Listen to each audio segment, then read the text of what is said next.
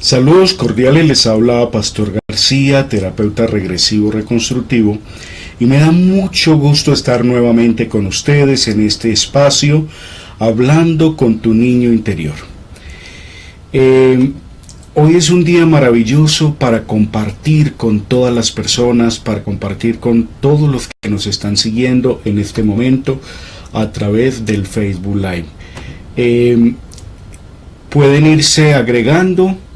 Recuerden que aquí debajo de donde me están viendo pueden hacer comentarios, pueden hacer preguntas, pueden aportar su experiencia también, o las experiencias que han vivido o que han tenido con el niño interior, o sobre el niño interior o la niña interior en el caso de las mujeres.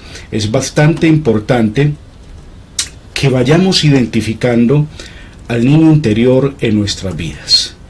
¿Cómo está el niño interior en tu vida? Tu niña interior, ¿le puedes identificar? ¿Le has podido identificar en tu vida? ¿Tu niño interior está sano? ¿Tu niña interior está sana? Qué importante eso, que estemos hablando, que estemos compartiendo sobre el niño interior, sobre la niña interior. Como ustedes saben, el niño interior es esa parte maravillosa que llevamos dentro de nosotros, y como lo llamaba Jung, precisamente, que fue el primero en acuñar esa terminología o ese término de niño interior, lo llamaba también el niño maravilloso. En su momento, que cuando habla sobre los arquetipos, hablando del arquetipo del niño, habla del niño maravilloso. Y ese niño maravilloso tiene alusión o hace alusión también al niño o niña que fuimos cuando estábamos jóvenes, cuando estábamos niños, cuando fuimos niños. Cuando tú fuiste un niño, cuando tú fuiste una niña, pues bien, ese niño posiblemente se quedó en el tiempo, en tu mente inconsciente, y de acuerdo a los tratamientos que haya recibido ese niño por parte de papá, de mamá, de los adultos, de las personas adultas que te rodeaban en ese tiempo cuando eras un niño o una niña, de acuerdo a ese tratamiento recibido por los adultos de tu entorno, es también cómo tú te relacionas con otros seres humanos o con otras personas. De ahí la importancia de saber si nuestro niño interior está sano o está herido, si está en equilibrio, en salud completa, o está con baches emocionales o lleno de traumas. Por eso es muy importante que tú y yo vayamos determinando cómo está nuestro niño interior. Dice uno de los grandes autores sobre el niño interior, que es el señor John Braswell, dice que la manera en que nosotros nos relacionamos con otras personas tiene mucho que ver con nuestro modelo de crianza, o con los modelos de crianza más bien de nuestros padres cuando éramos niños, y que si ese niño interior que está dentro de nosotros está herido por parte de los adultos de sus primeros años de la infancia, es muy posible que el adulto hoy no se sepa relacionar de la forma más sana y correcta con otros seres humanos o con otros adultos. Por eso, una persona adulta en la actualidad que tiene muy buenas relaciones con otros seres humanos, con otros adultos, se dice que es una persona que tiene un niño interior sano, una niña interior sana, o que tuvo una niñez de mucha, digamos, de mucha salud emocional, de mucha salud psicológica, de mucha salud emocional, y el entorno donde ese ser humano creció, donde esa mujer, ese hombre creció, eran entornos saludables y sanos, y muy gratificantes, que ayudaron y contribuyeron con la salud y estabilidad emocional de ese ser humano en la actualidad. Un ser humano cuyo niño interior está sano, cuya niña interior está sana, es una mujer feliz, es un hombre feliz, es una persona que establece vínculos afectivos con otros seres humanos de forma correcta y de forma saludable. Un ser humano que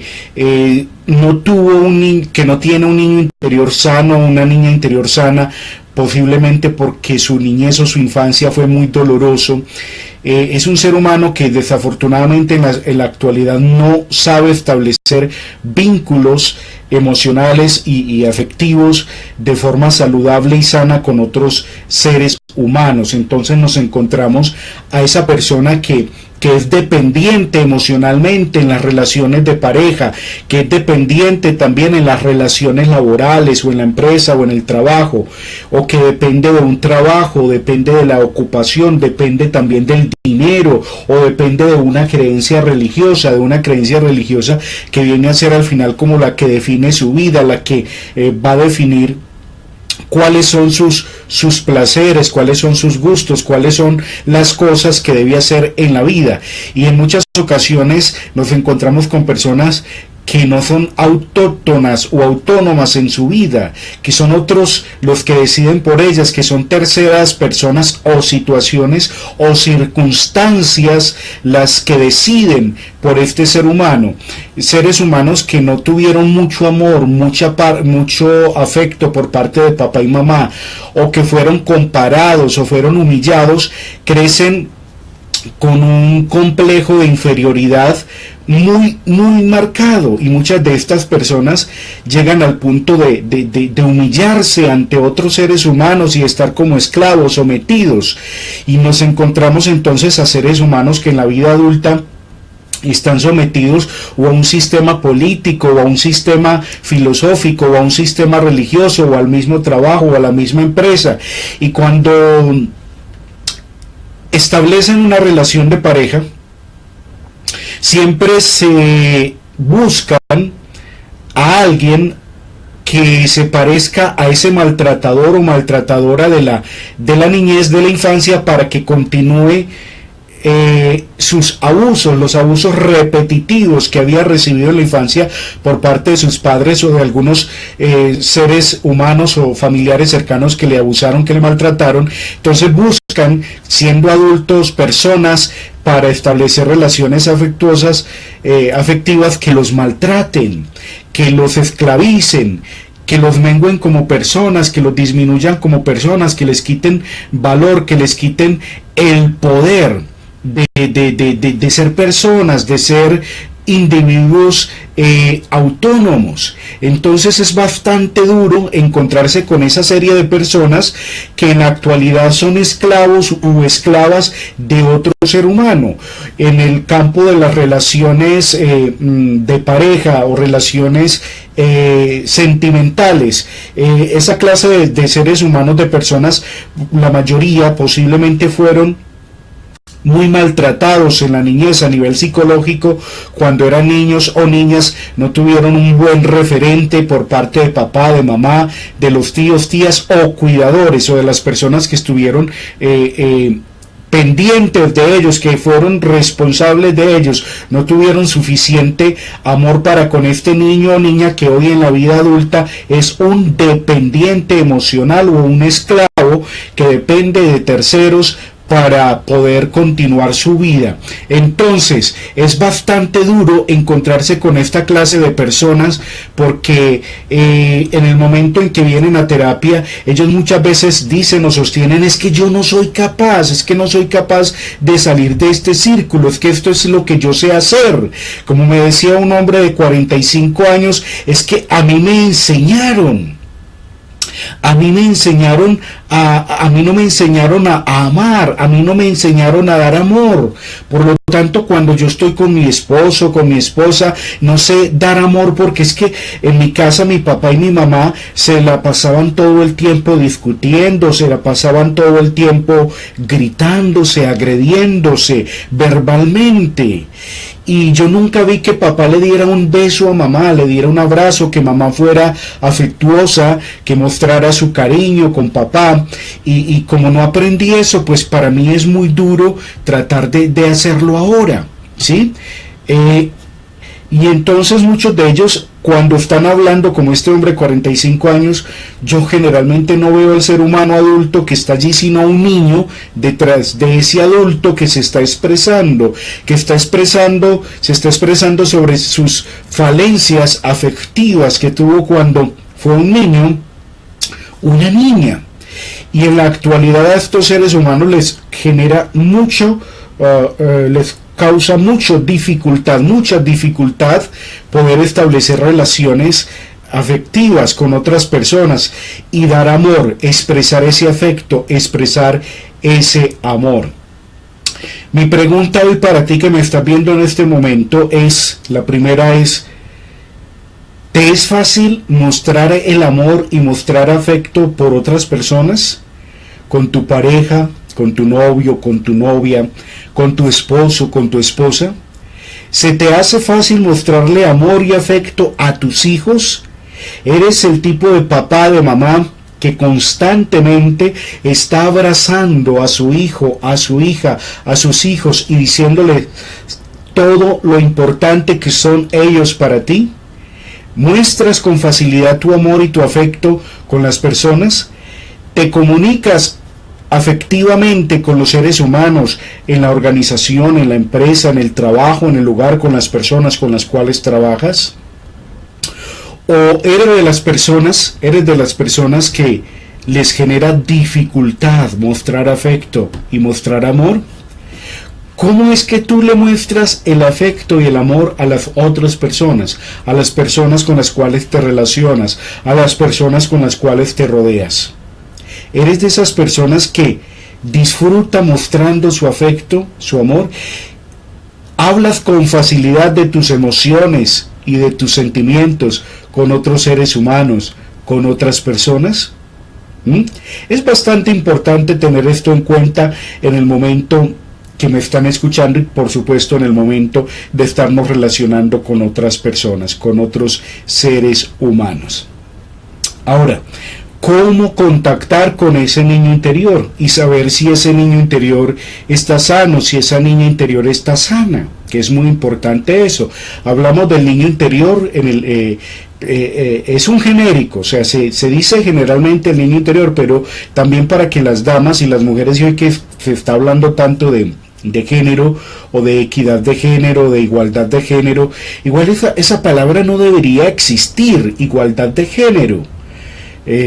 Sería más correcta, más humana, más ecuánime o más ecologista o más de la ecología humana, hablar de igualdad humana, porque el solo hecho de decir género ya estaríamos como discriminando o rechazando al otro o haciendo una diferencia abismal del otro. Entonces, más que igualdad de género sería igualdad humana, ¿sí? Muy bien.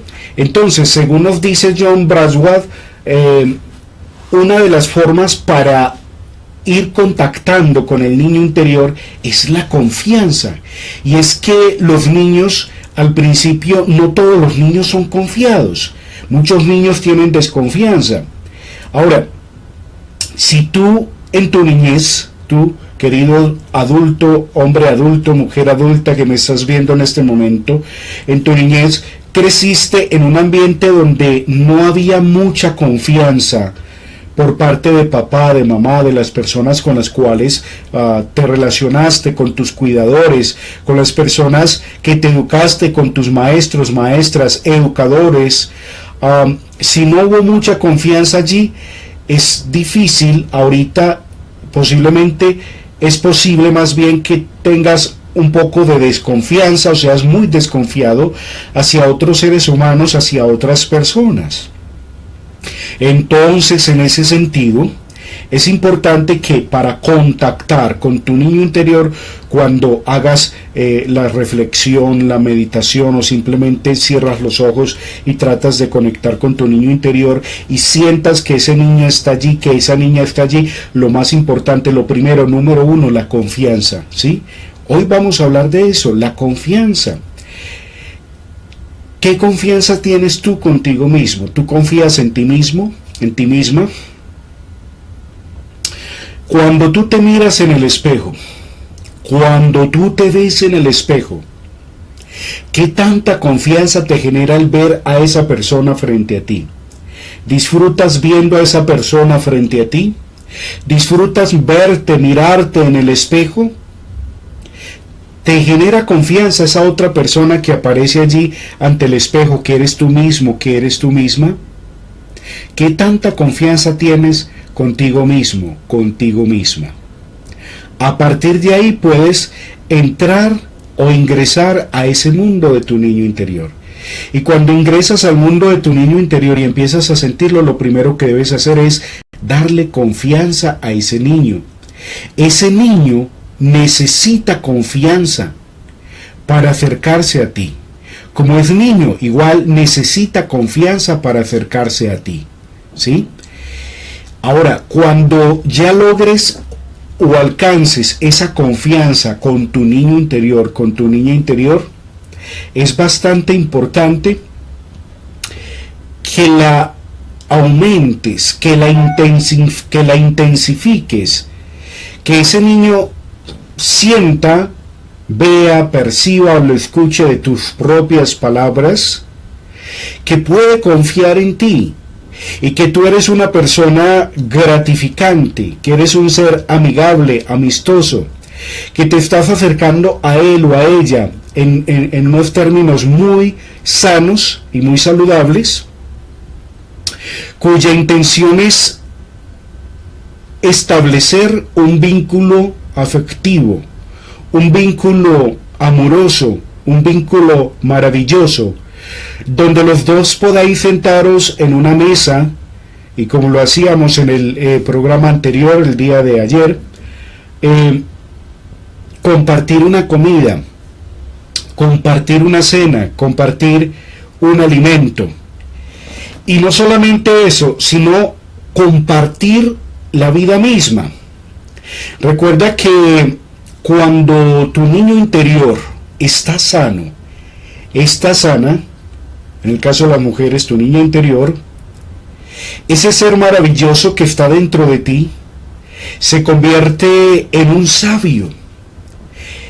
Se puede convertir también en tu espíritu guía o ángel de la guarda. Es más, la próxima vez, en el próximo espacio que tengamos aquí en Facebook Live, vamos a hablar sobre el niño interior y el ángel de la guarda. Yo ya había hablado de esto alguna vez por petición de las personas que me leen, que me siguen en pastorgarcia.com. Y la próxima vez que nos encontramos vamos a hablar sobre eso, sobre el ángel de la guarda y el niño interior. Entonces, cuando tu niño interior está sano, ese ser maravilloso se convierte en tu espíritu guía, en tu maestro guía o en tu ángel de la guarda. Y es tan sabio este ser cuando está sano tu niño interior, que te puede sugerir las decisiones correctas o adecuadas en un momento de incertidumbre. Qué maravilloso es poder llegar a ese estado de paz interior, donde tu niño interior está en equilibrio. Ha alcanzado la plenitud de su sanidad, de su sanación.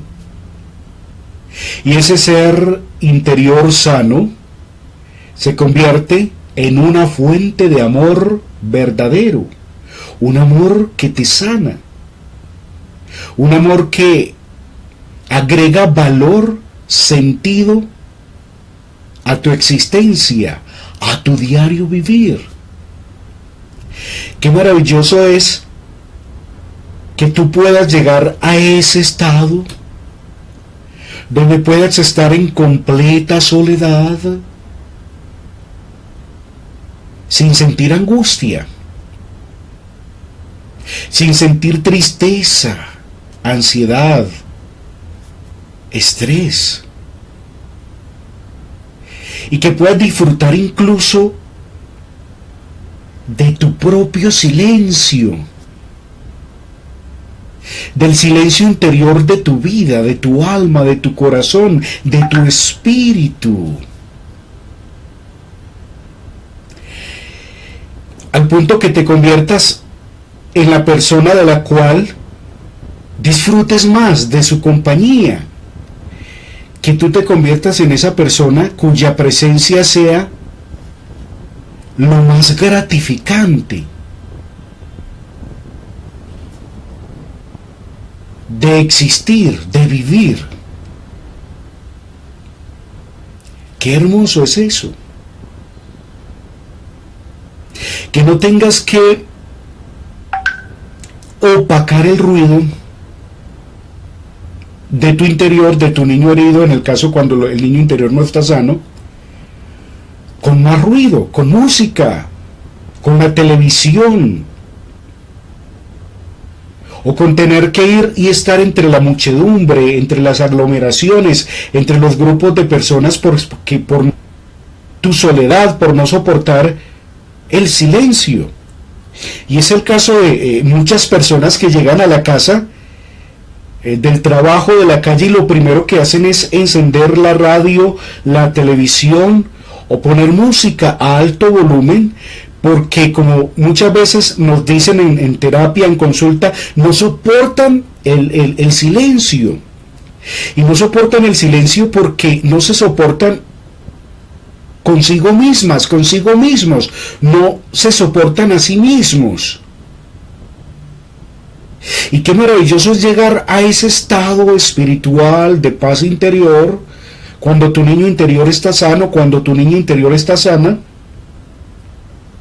que puedas regresar a casa de la calle, del trabajo, del estudio, de la universidad, de tu rutina de vida, sin tener la necesidad de opacar tu silencio interior, porque hay en ti tanta paz, hay en ti tanto amor y tanto gozo por ti mismo, por ti misma,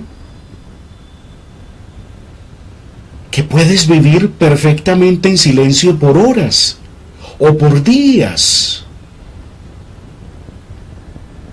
Cuando muchos de mis pacientes me dicen, pastor, es que no puedo soportar el silencio, yo les pregunto, bueno, ¿y entonces qué haces cuando estás en soledad, cuando estás en solitario y no soportas el silencio? Me dicen, no, pues pongo la música o la televisión, o tengo que salir rápidamente a la calle a relacionarme con otros seres humanos, o a buscar gente donde haya gente, porque no soporto el silencio. Y nuevamente yo les pregunto, ¿y por qué no soportas el silencio? ¿Cuál es la razón por la cual tú no soportas el silencio?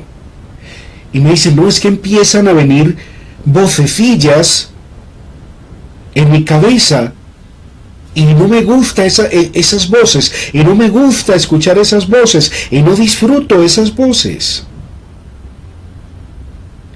Porque muchas de esas voces empiezan a decirme, eres un bueno para nada, o eres una persona mala, o eres una persona pecadora, en el caso de las personas que son muy religiosas. Y entonces nuevamente les pregunto, ¿y cómo podrías vivir tú si esas voces no estuvieran allí? ¿Cómo sería tu vida? ¿Cómo podrías vivir tú de forma diferente sin esas voces? Si esas voces no estuvieran allí, ¿cómo vivirías la vida? Y por supuesto la respuesta es, viviría feliz, viviría en paz. Y en muchas ocasiones, cuando estamos dentro del proceso terapéutico, permitimos que el ambiente esté en un ambiente y en un estado ampliado de conciencia, en tal relajación, que pueden conectar directamente con esas voces y escucharlas una a una y darle el espacio a esas vocecillas internas o interiores que se vayan expresando. Y cuando empezamos a observar esas voces, a escucharlas, y a sentir las emociones que estas vocecillas traen en el paciente, muchas veces nos encontramos con momentos de la niñez de esta persona. Y en esos momentos nos encontramos con los gritos de papá o de mamá. Cuando se discutía en pareja. También en ocasiones nos hemos encontrado con los gritos del profesor o profesora, del maestro o maestra en la infancia, cuando le gritaba al niño o niña por no entender bien los números en las matemáticas o en las tareas, o habían ciertos procesos dentro del aprendizaje con los cuales no se conectaba muy bien o no armonizaba muy bien, y entonces allí venía el grito. Y recuerdo, a mí me tocó cuando yo era un niño, que los profesores, no sé si era que podían hacerlo, tenían permiso del gobierno, tenían permiso del papá, de la mamá, del niño, en que ellos podían maltratar al alumno, al niño, a la niña. Y recuerdo que tenían una regla de madera en la mano, pues una de mis profesoras lo hizo alguna vez, y me hacía abrir mi mano y me pegaba con la regla en la mano. Y entonces mi mano hoy es muy bonita, la verdad que sí. Y recuerdo que cuando yo estaba indisciplinado en la escuela, en el aula, dentro del salón de clase, me decía, pon la mano, yo ponía mi mano y ella tomaba la regla de madera, que cuenta un palo, una tablilla, y me pegaba en la mano, y mi mano quedaba completamente roja. Bueno, ya no están rojas. y eso para mí era duro. Como una persona diferente a mi papá y a mi mamá, en ese tiempo yo como niño, que suponía que si ellos me iban a castigar porque yo la embarraba o cometía una infracción o me equivocaba, pues yo creía que bueno, papá y mamá tendrían hasta ese poder o esa autoridad de castigarme, ¿sí? O de darme unas nalgadas, de darme unos correazos, no sé.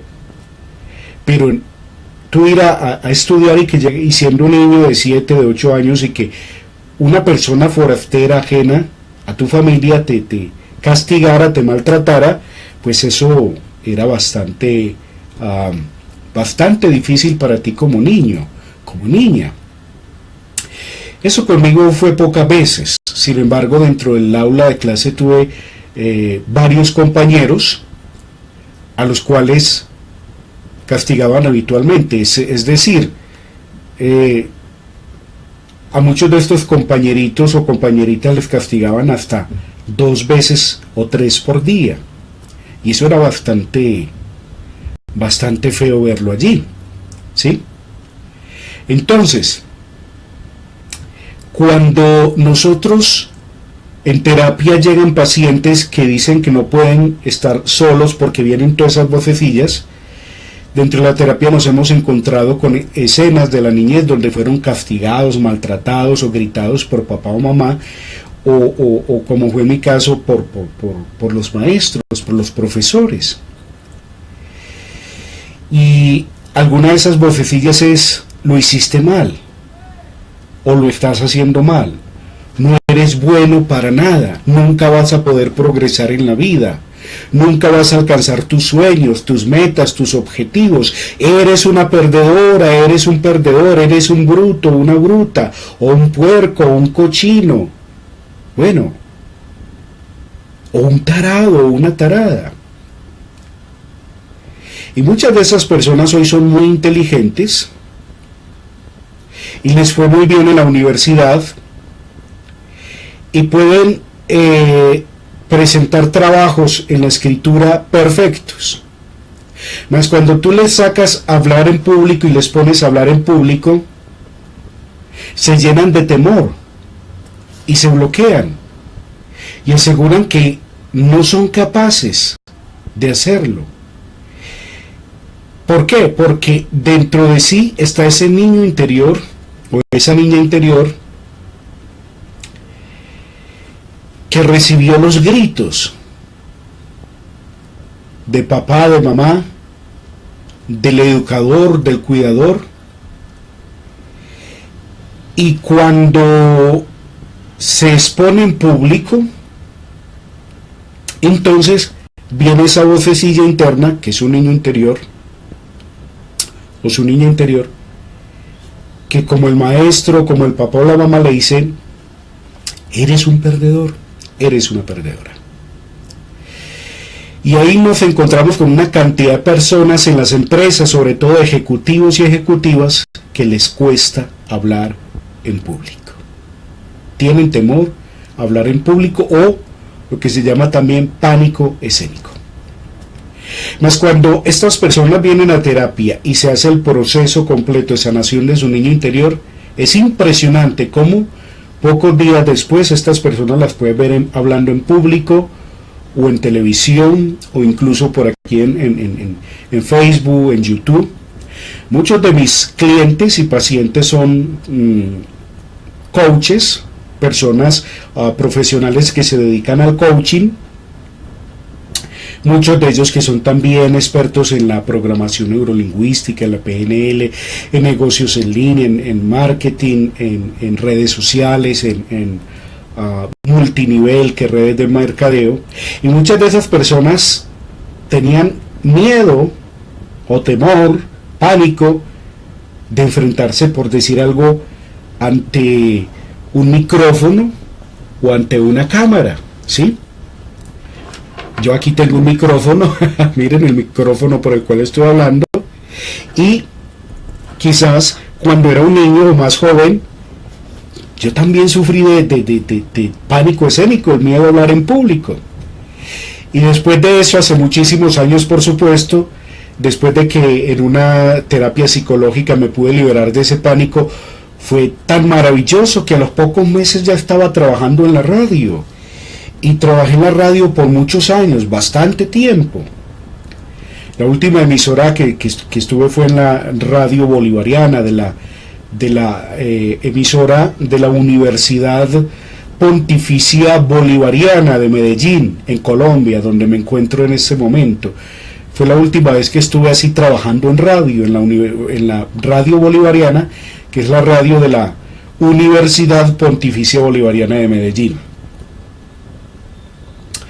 Y de hecho lo hacía muy bien, pero antes de sanarme de ese pánico escénico, de ese miedo o temor a hablar en público, pues para mí era terrible cuando me decían mis compañeros: venga, tenemos que ir a la radio, tenemos que hacer un programa de radio, y van a escucharte más de 50 personas o más de 500 personas. Yo me ponía a temblar y yo decía: pero ¿cómo lo voy a hacer? También había momentos donde me decían: tienes que salir a un público de más de 100 personas, y yo ya empezaba a temblar de miedo. No podía hacerlo en ese momento. ¿Y quién no podía? Yo, Pastor García, no, mi niño interior, que quizás en un momento fue ridiculizado por una maestra que en público me ridiculizó y me dijo: no eres capaz de hacerlo. Cuando yo salía en público a exponer en la pizarra, en el tablero, a escribir, y de repente ella decía: no puedo, los otros niños empezaban a reírse, a burlarse de mí. Pues para mí en ese momento era difícil. Mas cuando hice el proceso de mi terapia personal, hace muchos años, siendo un jovencito, pude liberarme completamente de todos esos temores. Algunos quedaron, que gracias a la terapia regresiva reconstructiva sané hace ya más de 10 años. Cuando sano esa situación de mi niño interior, entonces con facilidad empiezo a hablar por medios de comunicación, sobre todo por la radio. Luego estuve en la televisión también. La última vez que estuve en televisión fue en una televisión de los jesuitas, de los padres jesuitas de la Iglesia Católica, y me fue muy bien en ese programa donde se llamaba Emergencia Espiritual, donde estaban sacerdotes y estaban psicólogos, y me invitaron allí varias veces a estar allí, y bueno, fue la última vez pues que estuve en televisión, y de hecho lo hacía muy bien.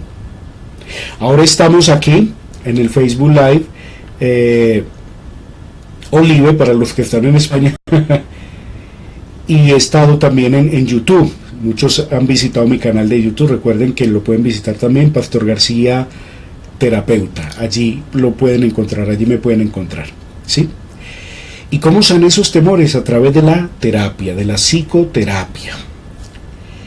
Y es que la terapia es muy poderosa, hay algunos procesos también que te pueden ayudar, algunas herramientas de PNL, de coaching, que pueden ayudar cuando tu trauma o tu problema es muy superficial o está muy en la superficie. Más cuando el trauma es muy arraigado, es algo de estructura, de raíz, está en tu personalidad y viene desde la niñez, si es conveniente que vayas con un psicoterapeuta calificado y experto pues en esta clase de fobias, ¿sí? De fobias o de temores, ¿sí? ¿Por qué? Porque herramientas como las que mencioné anteriormente son muy poderosas y ayudan mucho en crecimiento o desarrollo personal, pero cuando la situación está en la superficie. ¿Por qué no sirve cuando es un trauma de la niñez? No sirve porque simplemente trabajan en la superficie, no van al fondo, y para ir al fondo es necesario ir a un proceso de psicoterapia con un buen psicólogo clínico, psicóloga clínica o persona entrenada en estas áreas. Porque de no ser así, lo que va a ocurrir es que te aplican la técnica, la herramienta, te vas a sentir muy bien, pero 2 o 3 meses después vas a estar con la misma situación o en situaciones peores. Ha ocurrido mucho con personas que vinieron conmigo y en un tiempo que apliqué mucho todas estas herramientas, aún las aplico pero para empresas, pero no para tratar traumas ni situaciones psicológicas porque simplemente no sirven. Ocurre lo que el efecto placebo de tomarse una pastilla, de tomarse un medicamento, y es que te quita el dolor por unas horas, pero después va a volver el dolor. Entonces, ¿qué haces tú? Vas donde el médico dice, no, pues esto no es de un medicamento, te va a tocar hacer un proceso, por decir largo, de 3 meses, o te va a tocar ir a una cirugía, te vamos a tener que operar porque tu problema es muy complejo. Te operan y se acabó el problema, ¿sí? Entonces es lo mismo que en la autoayuda y en el desarrollo personal hay situaciones donde aplica, ¿sí? Pero hay otros momentos donde no aplica, ¿sí? Y en esos momentos donde no aplica, entonces debe buscar un psicoterapeuta versado, con experiencia en el manejo de traumas y más del niño interior, para que te haga un proceso completo. Una cosa es un proceso de una técnica de 10 minutos, de 1 hora, y otra cosa es hacerse un proceso terapéutico que puede llevar semanas o meses. Y de acuerdo a la terapia que elijas, y psicoterapeuta, en otros casos se puede llevar años, como es el caso de las personas que trabajan con psicoanálisis o procesos parecidos que pueden llevar años y años y el paciente allí sin mostrar mejoría alguna. Por supuesto que el psicoanálisis sirve mucho, pero no se ofrece como una psicoterapia breve, porque de breve no tiene nada. Bien. Ok, entonces para ir terminando, primero, para contactar con tu niño interior debes de ser una persona que le muestre confianza a ese niño cuando estés ante él, ¿sí? Segundo, por favor, busca la manera de mirarte con amor. Cada vez que te veas en el espejo, por favor, mírate con amor. Y tercero, si tienes problemas como el pánico escénico, el temor a hablar en público, o otras situaciones o otro trauma que con todas las técnicas que te has aplicado lo sigues teniendo, por favor busca ayuda profesional y busca por favor ayuda en la psicología. Ojalá un psicoterapeuta o una psicoterapeuta que conozca de hipnosis clínica o de terapia regresiva, especialmente la terapia regresiva reconstructiva. Hay otras terapias que te pueden ayudar también, como la Gestalt o Gestalt, la terapia Gestalt, son muy poderosas, pero aplicadas especialmente por psicólogos clínicos o psicoterapeutas, personas que tengan como mínimo unos 5 años en este mundo del niño interior, para que te hagas un buen proceso, ¿sí?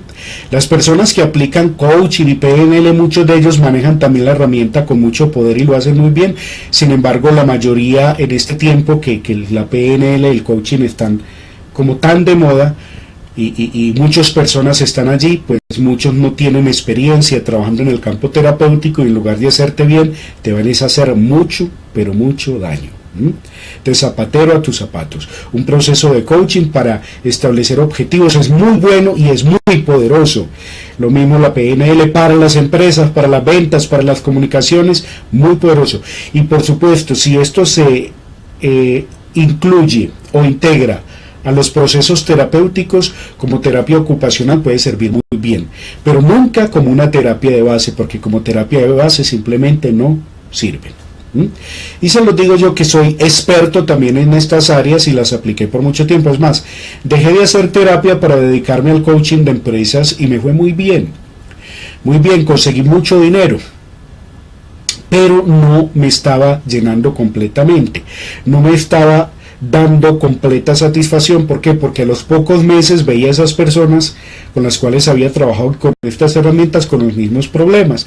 Entonces volví a dedicarme nuevamente a la psicoterapia y más que todo a mi parte, que es la terapia regresiva reconstructiva, porque de hecho aquí lo pueden ver en pastorgarcia.com, pueden ver en testimonios o en el muro de la gratitud, pueden ver personas que sufrían de depresión y son personas que llevan 4 o 5 años o un poco más de haber hecho el proceso terapéutico conmigo y siguen sanas, siguen saludables, siguen felices. En los otros procesos que hice por mucho tiempo, por los cuales reemplacé la terapia por un lapso de 6 meses, me daba mucha tristeza cuando llegaban estas personas y me decían, no, me volvió el problema, otra vez tengo miedo a las alturas, otra vez veo un avión y me pongo frío, o me detengo, o me congelo, o tuve un vuelo de 1 hora en avión y casi que me orino del miedo. Entonces me daba mucha tristeza ver, y yo decía, pero venga, si yo apliqué la herramienta tal como me lo enseñaron, y si hice esto, aquello, y la persona realmente salió sintiéndose bien, claro, fue un placebo. Y los placebos son eso, son elementos que a partir de la sugestión le dicen al paciente que va a estar muy bien y el paciente se lo cree. En la terapia no es que el paciente se lo crea, en la terapia es que el paciente hace un trabajo, es arduo y es doloroso. En la psicoterapia el paciente tiene momentos muy dolorosos y, como escribí hace poco en mi último artículo, Catarsis, el paciente debe pasar por un proceso catártico donde la persona tiene abreación y catarsis, deja que fluyan los recuerdos dolorosos, las lágrimas, ¿sí? El llanto, que llore.